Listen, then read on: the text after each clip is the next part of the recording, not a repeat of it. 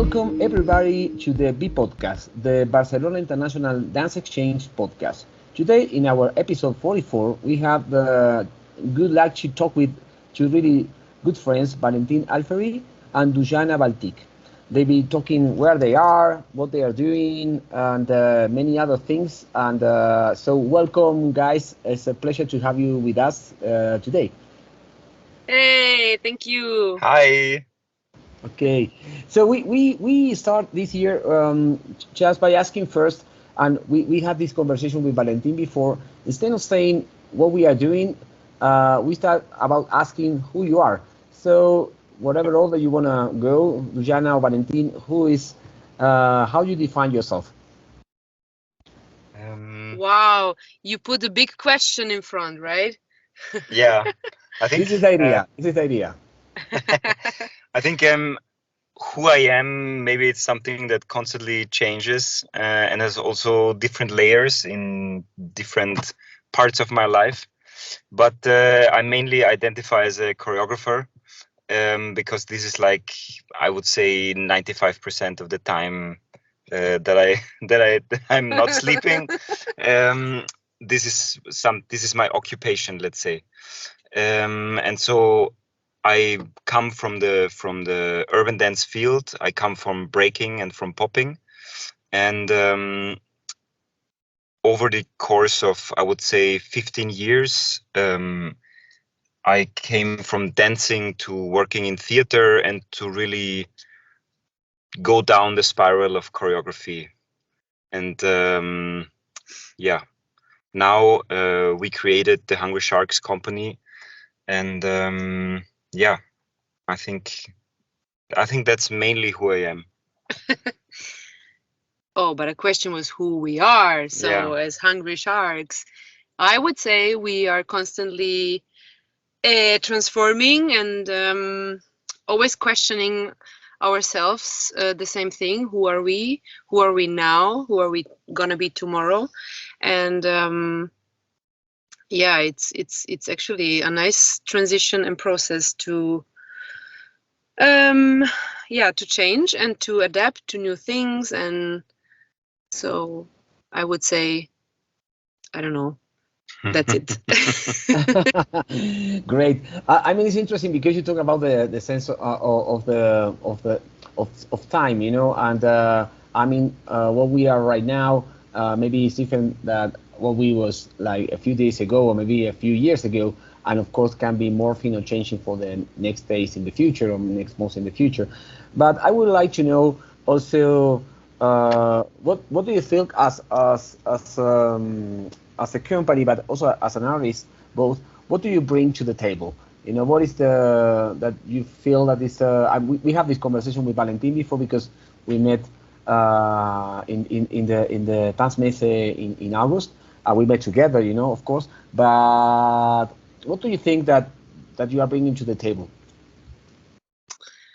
Well, if I may start, what we try to bring to the table, at least is how I see it. We are working in a field of contemporary dance, and we are working a lot with dance. Me in my role as a producer and as a photographer. But besides that fact that we are doing what we're doing, I think we're very much rooting from other things than dance. So I think in the projects that we are trying to establish and to realize, we are constantly looking into corners that are not necessarily to be found and to be found in dance only, and not only dance related. It can also be just or not just, but the connection to a special dancer or a topic that is very much on our mind. And actually this is like, I would say, what we try to do is to transform and conserve this motivation that we find in some things that we find great or we are obsessive about. I don't know. And we're interested in. Yes. I know. We try to put them in a piece which also is not just a piece as from my perspective as a producer, it's not only a piece that we're doing, it's a whole process. You know, you work with people, you work with a topic, you work with real human beings. Is very, very versatile thing. Yeah, it's not only a piece, I think. And it forms a really strong connection over time with others, and I think yeah, I mean, Hungry Sharks, the two of us, we are the designers in the about the circumstances or for the circumstances that build the base for these connections. And if I would answer your question in a very formal way, I would say that what we are longing for and what we are interested in is to bring this physicality that comes from the dance where we originate from, the urban dance field, but we are really interested in concept, in composition, and we try to find this bridge between these two worlds that we feel are really often like apart in the dance world. And yeah, that's just where we strive to be. And yeah, but as Dusana said, it's Hungry Sharks is a lot more for us. It's designing a space that is to a like as much as possible safe for the people that are within the company. And yeah, it's like for us it's like a platform to I would say to really spend our days, our lives, our years. I would say we're not only that, but it's a really big part of our lives. And so because it becomes a big part of others' lives, and there is also a lot of passion involved, yeah, it's really a occupation that we constantly have to negotiate, to improve, to question, to reflect, and therefore improve. Great. And what do you feel, guys, that are your reference? I mean, can be not only from the dance field, of course, you know, because as I see it from the outside, you are interested, of course, in making stuff for the stage, whatever the stage be. You know, can be in the street, can be in the theater, can be in a room. But what do you feel that are your references? Well, I'm sure you, as a dancer and choreographer, have you have other options. But I would say, like, my role, from speaking of my role as a photographer as well, I think I'm a very visual person, but I'm also a very connective person. I don't know if this word exists, but I would say, yeah, I mean, to be constantly open and be on the outlook, but you know, not with the energy of, okay, we have to find now something, and but the things are coming to you. It sounds so stupid, but it's true.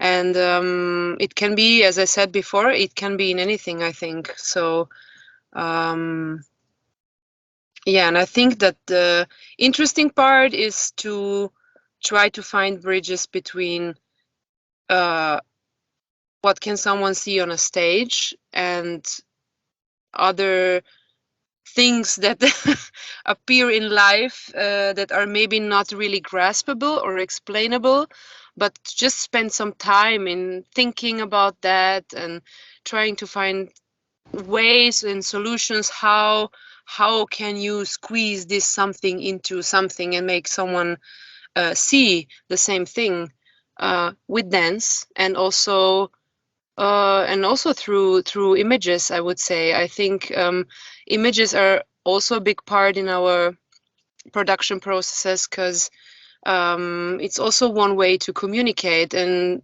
this is also where you can already start the work in the visual material that's not gonna be on stage. So I don't know if I lost track of your question, but No, but I think Absolutely not. Absolutely not. Go on. I think the imagery is not only like displayed in visual content that we create, but I think imagery is also a big part of our choreographies and our pieces. But I would because I understood your question a bit differently, and now I'm asking you if you meant with references the achievements that we want to mention, or our references in terms of artistic practice, so what we're interested in and what's driving us. Yeah, no, it's more about I mean, starting points, or I mean, you are really curious guys, you know, both of you, and you are all the time also seeking for new things, you know. So this is from where we are asking this question in this case, not about what goals you have, you know. I want to be, I don't know, yes, the Michael Jackson of street dance and contemporary dance from Austria, you know.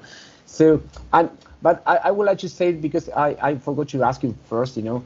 I mean, I know where you are, but maybe if you say also where you are right now, because also being from different countries like you guys, and being based where you are based right now, not inside the car, but in the city that you are living, also make a relationship with these type of references. I don't know if it makes sense, my answer. Yes. Yeah. So I would say the company is based in Vienna. Our work mainly is in Vienna. We are living in Klagenfurt. That's a small town in the south. And we also have a connection to Salzburg, where we are right now. We just came out of the theater from seeing a creation by Emanuel Gatt. I would say that the topics of our interests, they are not so much connected to where we are based, but I think it's more in topics like architecture, mathematics, sometimes computer games, visual images. So I think also that some speciality, I don't know if this word is correct, is from us, is that our pieces really are, I would say, really different from each other, because we have a feeling that, or we mostly have that if we covered something, then it's time to move on and to shed light on a different interest. So what I mean with that, or I could give an example. So we have one piece that's now 4 years ago. It's an underwater dance piece called Zeitgeist. And with underwater, it really means that it was a 50 minutes dance piece with no oxygen support. And we found a pool where you have windows underwater, where the audience can see underwater. And we were having a dance piece where we trained in apnoe before, and then we're creating this dance piece. And it was about temporary states. And then our next piece was about the golden ratio in famous paintings and images. And we worked with totally different choreographical methods. I think for each project and piece, there is the aim to create a new methodology designed just for the purpose of bringing this topic of interest out of the project and the process. And yeah, our recent production basically tells about the similarities between brutalism, the architectural form of brutalism, and breaking. Because this is also some loaded topic for us, like a big topic of interest. And once we got to know about all the values and the principles and where brutalism came from, we found a lot of similarities to the hip hop culture, and especially the breaking culture. And so our recent production is showing these similarities and also creating a new aesthetics from this landscape of similarities. If I can just add one thing, it's like listening to you, I can also hear a very important thing that we almost miss out to tell, is that actually through all of these changing subjects and interests, you always move to a territory that is actually unknown in a way. So with every project, there are new solutions to be found for what we want to do. So I would say also this is a big part of the journey, to put yourself into a position where you not really feel super comfortable, where you're not really knowing everything, how it's going to turn out, how it's going to be. I mean, I personally think I like that a lot, this way of state of being, and bringing some light slowly into the thing. But also it involves a lot of work, of course. I mean, and a lot of risk, yes. I think. Yes. Yeah, absolutely. And you name a bit, from two different perspectives about the difference and the coincidence. And you are traveling a lot through Europe. So what do you feel about the difference of coincidence? Not only for where your artistic journey is going on, also from your personal journey when you go to different cities, countries, and interact with people. You, Valentin, you was here in Barcelona for a few weeks during March. So what is your take when you start to have this perspective, with different cultures, different practices, and different artistic shapes? Yeah, I mean, to me, this time in Barcelona, I was there for 2 weeks, and it really, really, really had a big impact on me, because I had the feeling that within the 2 weeks, I was also getting busy a lot, like, for example, meeting with you, but also like meeting with as much people as I could, and then also working with dancers from Barcelona, and performing in front of an audience. I did a solo piece. So I within these 2 weeks, I had to me, like a big impact of new impulses on how dance and art shapes itself in Barcelona. And I have to say, like, when you look into, or when you have the chance to see how different it is, then you already can take this information, and it impacts so much on how you can perceive an Austrian dance world, a European dance world, and then maybe like globally seen the contemporary.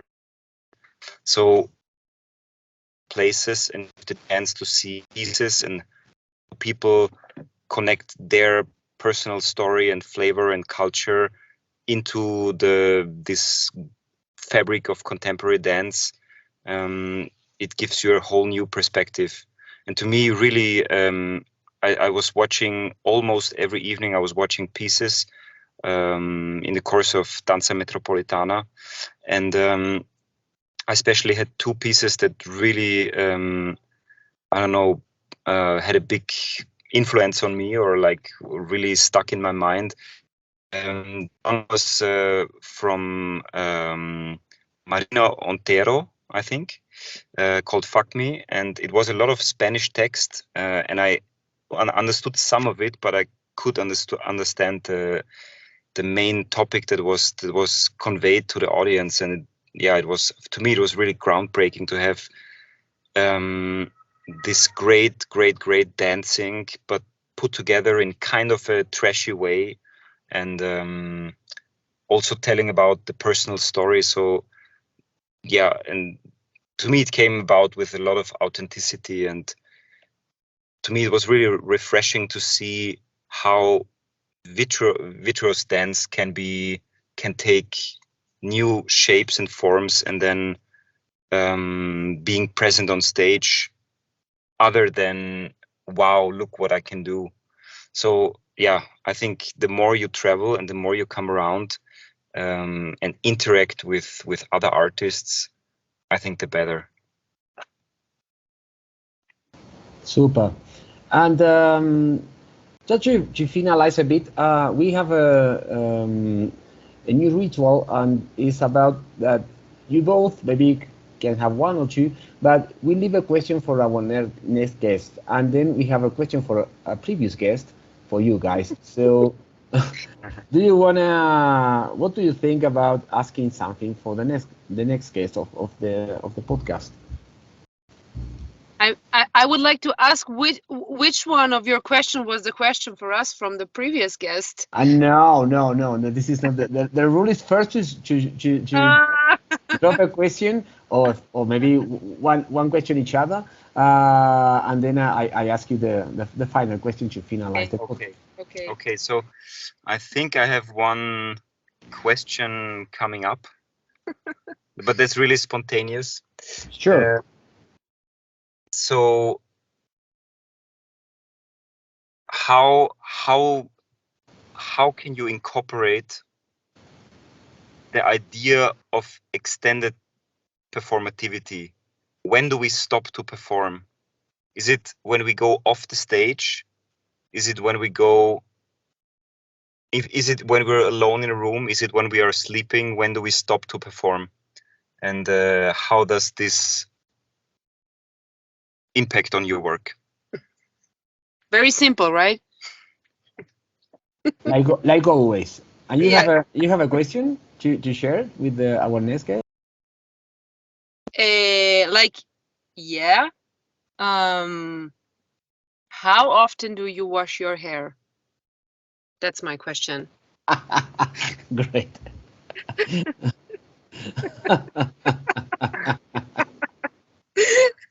Great.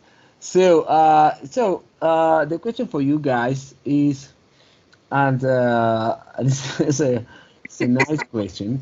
So you have two questions, coming from Carlota Machado and Ana Macara from Portugal. So the first one is, consider the problem with budget, how to balance between thinking big and being happy with this finally happens. Yeah, this is the first one.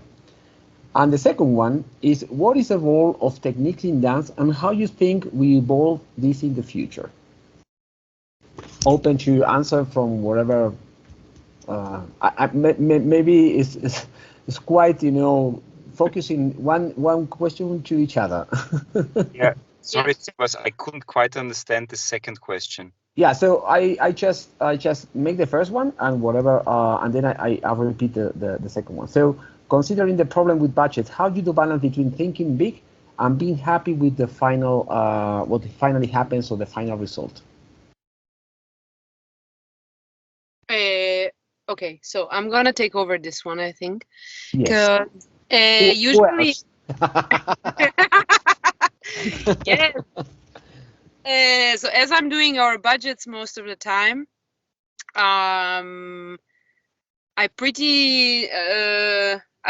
know pretty well what it means to think big and to dream big, and then you write down the numbers and everything's great, and then in the end what comes out maybe isn't always the 100% you were thinking before.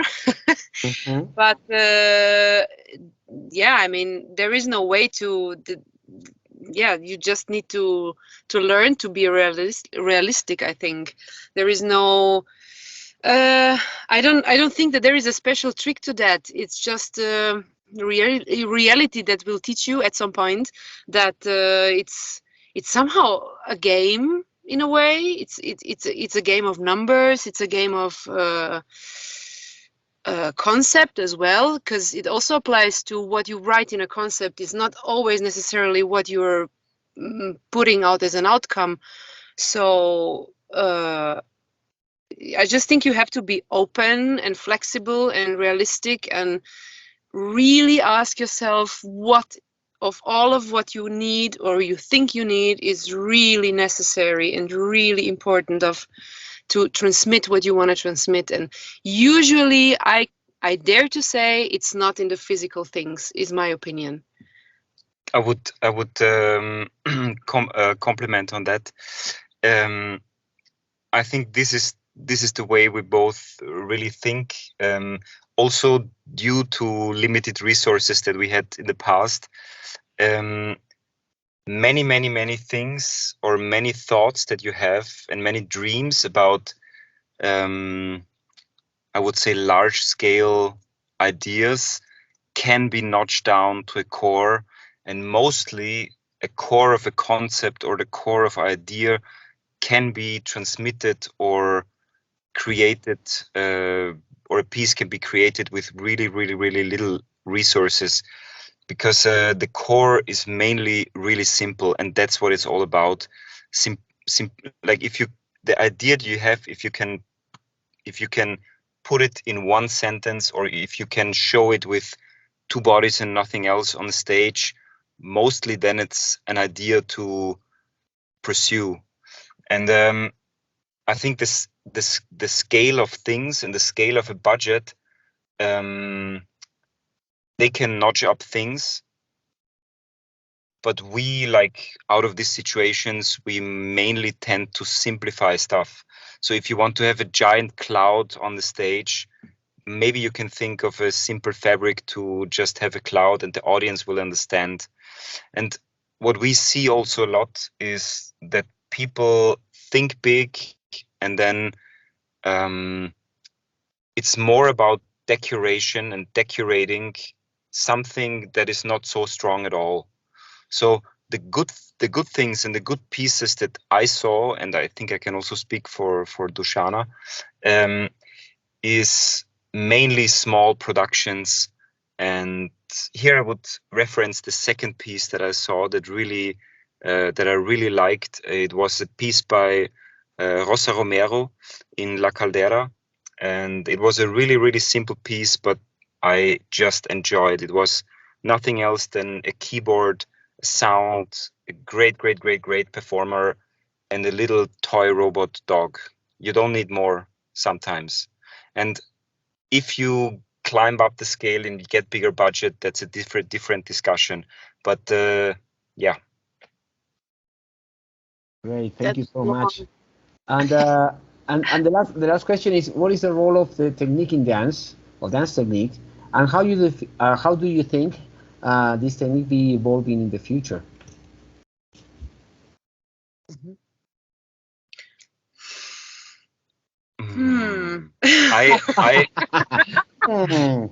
I mean, there is also it's kind of like a black and white coloring, but I would say there is two worlds that I kind of sense in how I perceive the dance world.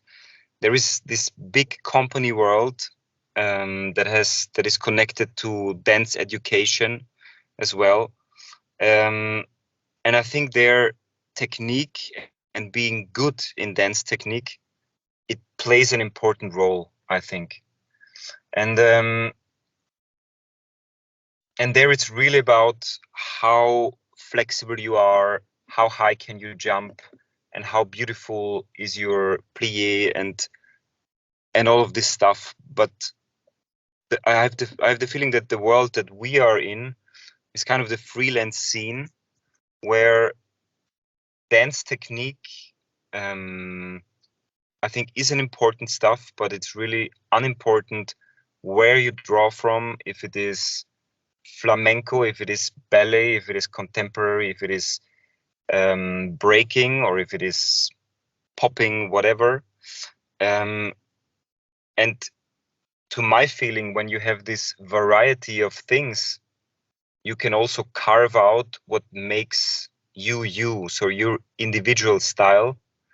And coming back to the freelance scene, to the independent scene, in there, I have the feeling that in all the processes and projects, individuals are picked because they are who they are, with more dance technique, with less dance technique, with more performativity, with less performativity.